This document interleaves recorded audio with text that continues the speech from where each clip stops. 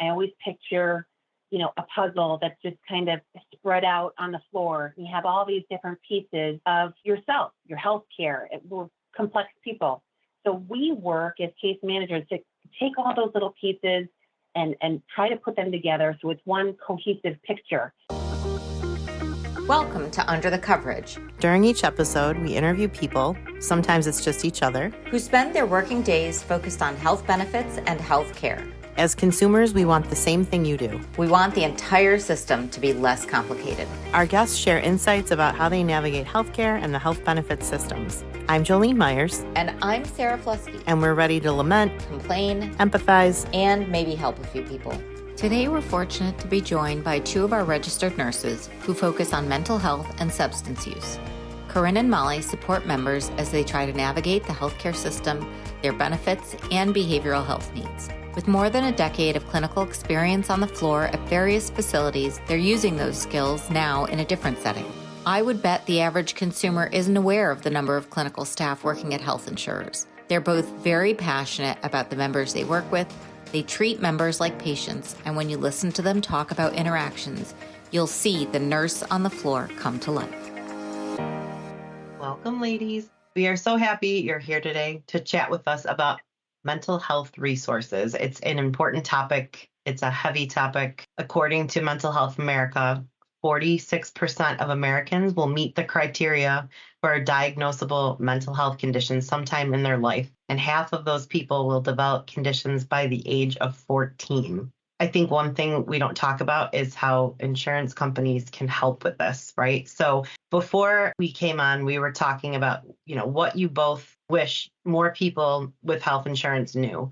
And Corrine, you had said there are teams of people at every insurance company that know the resources in their network that are available to their members and can help make those linkages.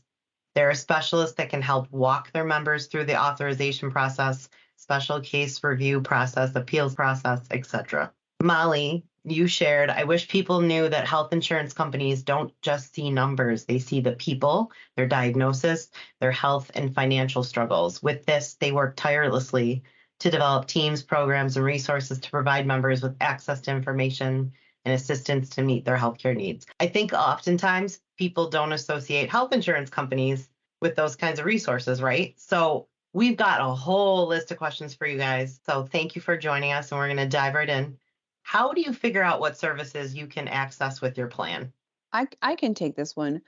I think that it's important for people to take advantage of the phone numbers that are listed on the back of your insurance card. So if you look at your insurance card and flip it over, you will see many phone numbers listed there.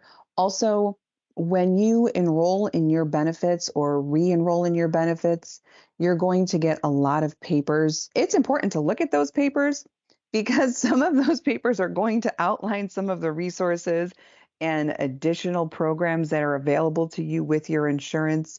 And some of those programs are mental health and substance use programs that are available to you and your family. I would encourage anybody, the employee or their family to call one of those numbers and talk to the people on the other line.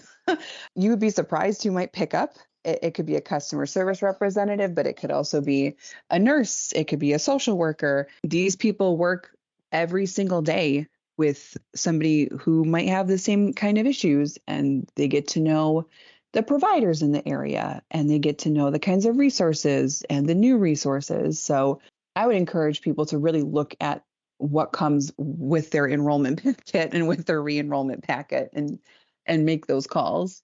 So how do you get started if you think you need help? So if I'm not feeling good and maybe I'm hesitant to call because I'm not sure what my coverage is, how do you get that ball rolling?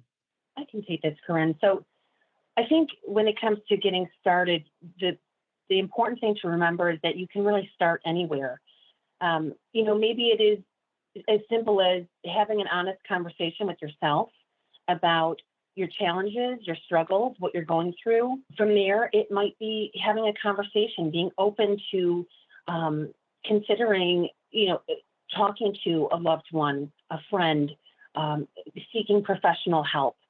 There are so many mental health professionals out there between, from mental health counselors to social workers, psychiatrists, psychologists, nurses, And they're all have different skill sets, different areas of expertise that can be of help to you. So I feel like no matter where you are in your journey, if you've had a diagnosis for, a long time, if you are just starting to exhibit some concerning symptoms, that's a great place to start wherever you are.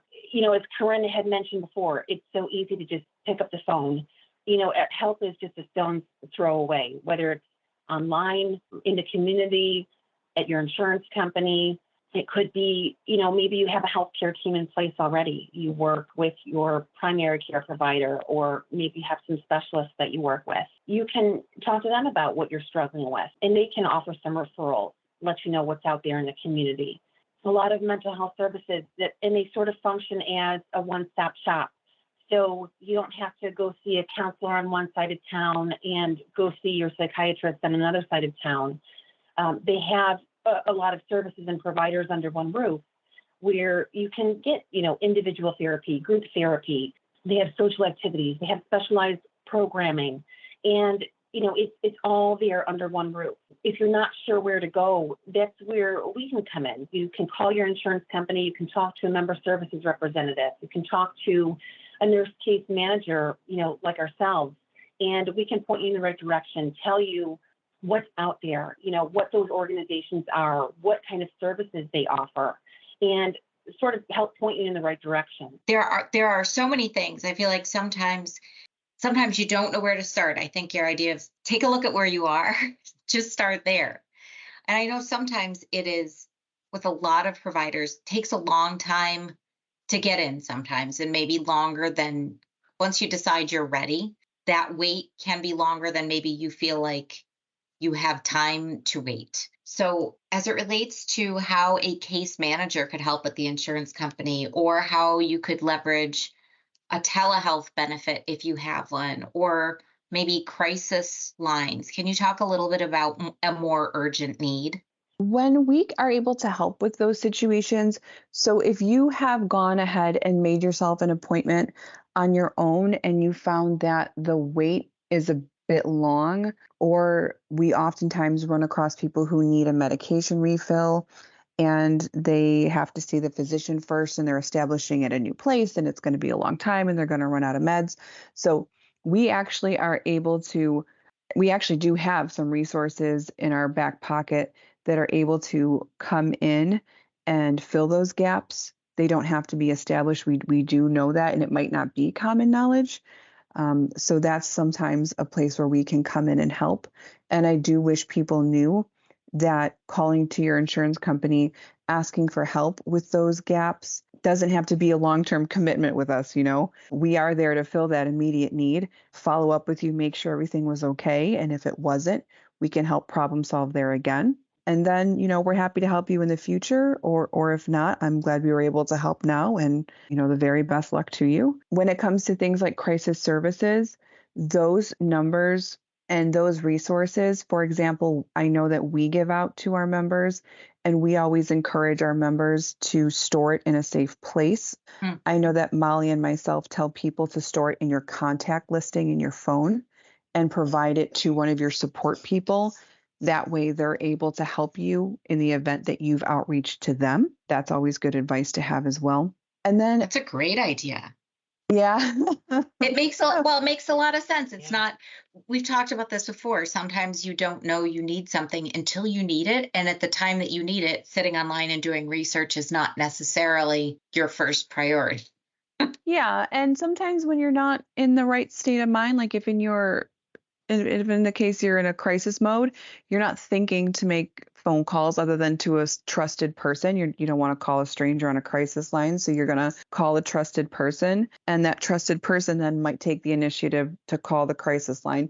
And also, I can tell you from experience that Molly and myself have called the crisis line and done three-way calling with members where it didn't result in an EMS call, but it resulted in a de-escalation. So there's a lot of resources available, even just if we're talking crisis line.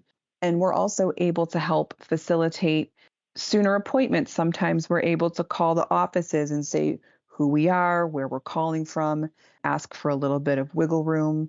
Not every time, but sometimes. We have established relationships with the offices. So things like that we're able to help with. Picking up that phone, there are so many different helplines available, support groups online. The helplines, some people think, it has to be an emergency when I call, and that's not always the case. It doesn't have to be a crisis. It doesn't have to be an emergency.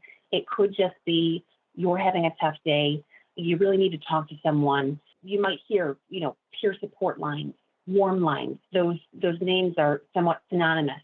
Those helplines are the ones really for those calls where you can talk to a trained specialist, a peer support specialist, and they can really help you through whatever it is that you're struggling with. On the flip side of that, if you do feel that it is an emergency, and typically by that, we're talking about your safety being in jeopardy in some way. So maybe someone's thinking about harming themselves or harming somebody else. That's where we would say, go ahead, contact those crisis lines. So, the National Suicide Line, the ones that we always hear, the 988, the Crisis Services line here in Erie County, 911, go into your local ER. For those situations where you do feel that you need immediate help to keep yourself safe, those would be wonderful resources. And they can send someone out to your home if need be. They can help facilitate getting you to wherever you need to be. So there are a ton of options. And again, in between your appointments, you can do other things to supplement your care. Maybe it's joining a support group so that you do have some added support throughout the week. Some people love support groups. Some people don't care for them. If you're someone who likes to be, share your story and be in a group setting, you don't necessarily have to do it face to face. These days, as we know, post-pandemic, there's so much available online. So people can go online, do online chats, video conferencing. In the support groups, the great thing is there is no pressure. You don't have to participate. You can sit and listen. And some people get a lot out of just that. Other people want to share their story, but you can supplement your care. If you see a counselor on a weekly basis, if you see a psychiatrist regularly, you can supplement with some of these things in between to make sure some of their days are met with support. It kind of segues into the aftercare, right? And the follow-up. So if you have an event, you sought help, you're not just kind of out there now in the universe dealing with this alone, right? So if you guys could kind of share some insight around what that aftercare process looks like as well. After a member is discharged from a higher level of care, we and many insurance companies have a program where they receive a call from a registered nurse that's specialized in, whatever diagnosis type that triggers your admission. So in this case, if you were admitted for a psychiatric related disorder, we call you when you get home. We typically have your discharge summary. So we know what your discharge plan is supposed to be. We know your meds. We know your follow-up providers. We call you to make sure that not only are you doing well, but that you understand your discharge plan and that you're able to execute it without a barrier to prevent success. And if there is a barrier, we work to address that barrier. So that could include maybe there's a transportation issue that would prevent you from going to an outpatient appointment. Maybe you have problems affording the copays for your prescriptions. So people like Molly and myself outreach and make sure that you have what you need to make your follow-up as seamless and as successful as possible to try to prevent some type of decompensation and readmission to try to keep you as healthy as possible. How I always look at it in terms of case management, I always picture, a puzzle that's just kind of spread out on the floor. You have all these different pieces of yourself, your healthcare. We're complex people. So we work as case managers to take all those little pieces and try to put them together so it's one cohesive picture. What we try to do on a day-to-day basis when we're talking to our members.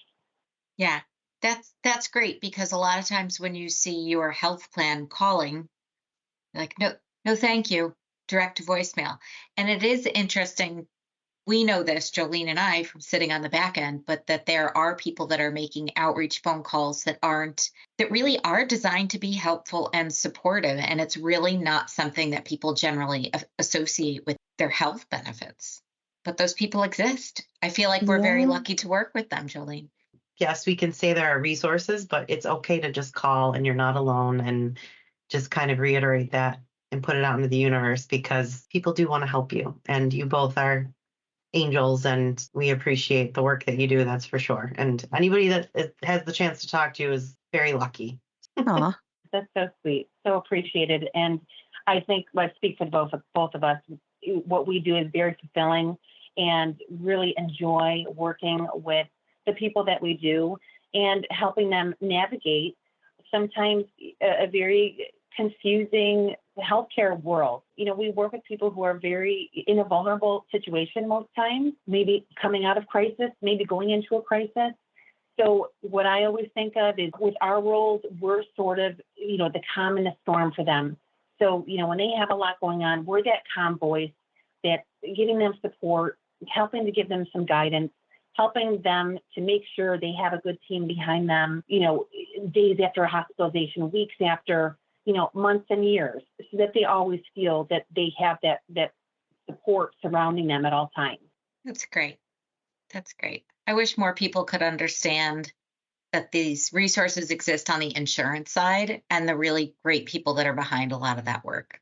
Thank you guys so much for joining us. I appreciate, you taking some time to talk to the two of us. I feel like I learned a little bit of something, Jolene. Thank you both. This podcast was brought to you by Nova Healthcare Administrators. Do you have a question or a situation you'd like advice about? You can find us on Twitter at UNDR The Coverage. If you're into email, you can reach us at podcast@novahealthcare.com. Don't forget to leave a review, give us a like, or subscribe, but more importantly, share. We'll find the insiders. You share it with the outsiders.